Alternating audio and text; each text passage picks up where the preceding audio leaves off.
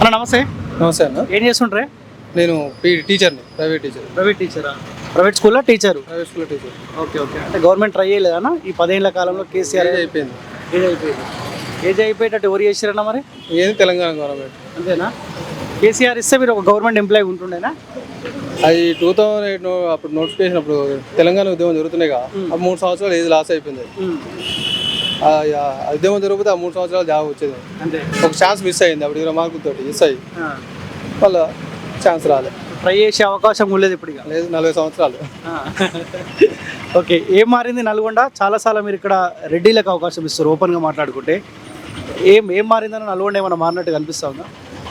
మారినంటే ఉందనే అంత ఏం లేదు. ఉన్నది రోడ్లు అంటే గవేనా. ఇప్పుడు కోమటిరెడ్డి వెంకరెడ్డి ఏం చెప్తారంటే, అరే మాకే అవకాశం ఇవ్వాలి, మా కుటుంబానికి అవకాశం ఇవ్వాలి, నేనే చేసిన డెవలప్మెంట్, సపోజ్ రోడ్లు కావచ్చు, నేనే చేసిన అని చెప్తుండు. ఎమ్మెల్యే అయ్యిండు, మళ్ళీ మంత్రి అయ్యిండు. ఇప్పుడు ఏమైనా వేయగలిగిండు స్పెషల్గా? రోడ్లు అంటే ఏ గవర్నమెంట్ వచ్చినా చేసేది అన్న, బీజేపీ వచ్చినా చేస్తుంది రోడ్లు, అది కంపల్సరీ. అంతా నితిన్ గడ్కరీ పుణ్యమైన రోడ్లు ఇవన్నీ. వెంకరెడ్డి చేయలేదు ఆయన? వెంకరెడ్డి ఏమీ లేదు. ఓకే. ఎట్లుంది కాంగ్రెస్ పరిపాలన పైన పబ్లిక్ ఏమనుకుంటారు? 130 రోజులు దాటింది కదా, ఎట్లా ఉంది? ఏమన్నా మార్పు కోరుకున్నాం, కేసీఆర్ పోతేనే మారుతుంది అనుకున్నాం, ఏమన్నా ఆ మార్పు దిశగా రేవంత్ రెడ్డి చేస్తున్నట్టు అనిపిస్తా ఉందా? ఏం లేదు అలా. అది ఫ్రీ బస్ అంటే మళ్ళీ తీసేస్తుండే. ఇప్పుడు కరెంటు బిల్లు అది అంటూ 200 యూనిట్లు, అది కూడా లిమిట్. ఇప్పుడు ఇంత వస్తేనే మళ్ళీ వాళ్ళకు 200 యూనిట్లు ఫ్రీ అని పెడుతూనే ఉండు. అనౌన్స్మెంట్ ఇచ్చినట్టుంది పేపర్లో. మరి దానిలో ఫ్రీ ఇచ్చింది ఏముంది? జీరో బిల్ అయితే వస్తుందా? ఫ్రీ బిల్ అయితే వస్తుందా? మాకేం రాదు. ఓకే. అంటే 200 అబోవ్ వస్తుందా మీకు? మాకు 200 అబోవ్ వస్తుంది. ఇప్పుడు ఎంపీ ఎలక్షన్స్ రాబోతా ఉన్నాయి కదా, 3 అభ్యర్థులు ఉన్నారు ఇక్కడ నుంచి. ఎవరు గెలిస్తే బాగుంటారు మీరు అనుకుంటారు? బీజేపీ గెలిస్తే బాగుంటుంది. ఒకసారి నల్గొండ ఒకసారి గెలిస్తే మన గెలవలేక మరి ఆయన కూడా ఒకసారి చూడాలి. అందరికి అవకాశం ఇచ్చినప్పుడు ఆయన కూడా అవకాశం ఇస్తే బాగుంటుంది. చేసిండో తర్వాత అవకాశం ఇస్తే చేస్తే తెలుస్తుంది కదా. అలా 2 సార్లు అవకాశం ఇచ్చారు కదా సెంట్రల్లో.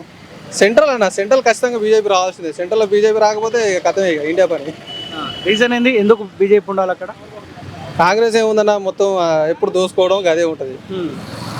అసలు 60 సంవత్సరాల ముందు మోడీ కొట్టుంటే ఈ పాటికి దేశం ఇట్లా ఉండకపోతుండే.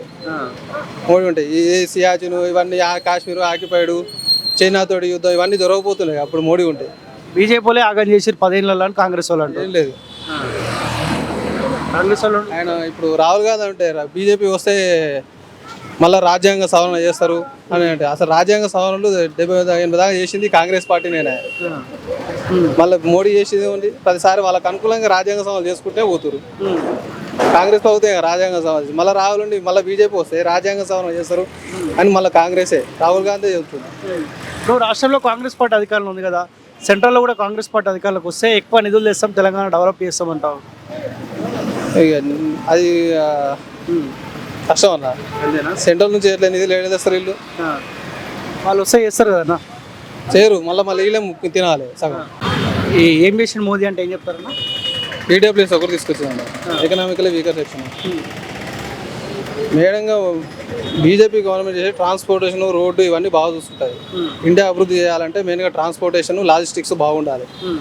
దానివల్లనే ఇండియా అభివృద్ధి చెందుతుంది. అప్పుడే వ్యాపారం ఇవన్నీ పెట్టుబడులు పెరుగుతాయి. మీరు ఎప్పుడు చూడండి, బీజేపీ గవర్నమెంట్ ఎప్పుడు రోడ్స్ ఖచ్చితంగా డెవలప్ చేస్తుంది, హైవేస్. ఎందుకంటే పెట్టుబడులు రావాలి అక్కడ. ఇప్పుడు స్థానికంగా ఇప్పుడు రోడ్లు పెంచడం అనుకోండి, ఇక్కడ రోడ్డు బాగుంటుంది. ట్రాన్స్పోర్ట్ ఏ కంపెనీ వచ్చినా నీకు ట్రాన్స్పోర్ట్, లాజిస్టిక్స్ అవి కంపల్సరీ ఉండాలి. కాబట్టి రోడ్లు బాగా ఎక్కువ రోడ్లు వేస్తుంది. దానివల్ల కంపెనీలు వస్తాయి, ఉద్యోగాలు వస్తాయి. ఆ ప్రాంతం కూడా డెవలప్ అవుతుంది ఎకనామికల్గా. రియల్ ఎస్టేట్ కూడా డెవలప్ అవుతుంది. అట్లా డెవలప్ చేస్తుంది.